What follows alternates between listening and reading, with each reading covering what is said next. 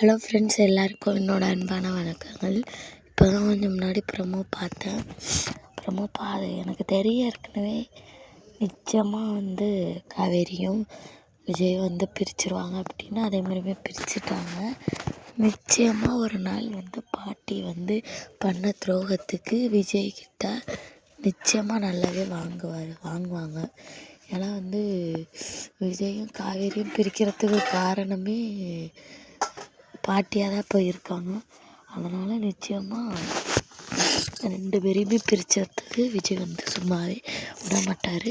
சித்தப்பா என்னன்னா செத்து போயிட்டான் அப்படின்னு சொல்லிட்டு சொல்கிறது சித்தப்பாவுக்கும் நிச்சயமாக இருக்குது. இருந்தாலும் நம்ம வீக்காக பிரிஞ்சிருக்கும்போது நிச்சயமாக அந்த டைமில் டிஆர்பி கொஞ்சம் ஹையாக வரும். டிஆர்பிக்காக தான் கொஞ்சம் ஸ்டோரியை வேறு மாதிரி மாற்றி கொண்டு வந்துட்டாங்க. இருந்தாலும் அந்த குழந்த பிறந்து அதை நம்ம விஜய் கையில் வாங்கி அதெல்லாம் ஒரு சீனாக கொடுப்பாங்க அப்படின்னு நம்ம நிறையவே ஆசை வச்சுருந்தோம். நம்ம ஆசையில் மண் அள்ளி போட்டுட்டாங்க. 1 லாரி மண் இல்லை, 10 லாரி மண்ணே தூக்கி போட்ட மாதிரி எனக்கு ஃபீல் ஆகுது. கொஞ்சம் அப்டேட்ஸ்லாம் பார்க்குறதுக்கு கொஞ்சம் லேட் ஆகுது. ஏன்னா கும்பாபிஷேகத்துக்கு போனேன் அன்றைக்கி கோயிலுக்கு. அதாவது கும்பாபிஷேகம், அப்புறம் பட்டாபிஷேகம், அப்புறம் வீடு குடி போகுதல், அப்புறம் என்னென்னா கல்யாணம். இது 4மே ஒரு வருஷத்தில் நம்ம பார்த்தோன்னா நமக்கு நல்லதான்.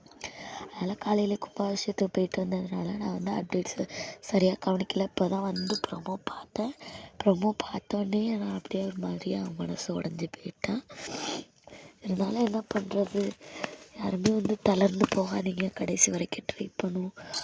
பிரிஞ்சிருந்தாலும் அவங்களோட காதல் முடியாது அப்படின்ட்டு தான் எனக்கு தெரியும். விஜய்கிட்ட தான் குழந்தை இருக்கிற மாதிரி காட்டுவாங்க அப்படின்னு சொல்லிட்டு. அதேமாரி விஜய்கிட்ட தான் குழந்தை இருக்குது. காவேரியாக நினச்ச அந்த குழந்தைய விஜய் தான் இனி வளர்த்தாகணும். இல்லை பாசமாக வளர்த்து நிச்சயமாக ட்ராக் புதுவிதமாக கொண்டு வருவாங்கன்னு நான் நினைக்கிறேன். நீ என்ன நினைக்கிறீங்கன்னு கமெண்ட் பண்ணுங்கள். இதேமாரி அப்டேட்ஸ்க்கு நம்ம சேனலில் இருக்கிறேன்.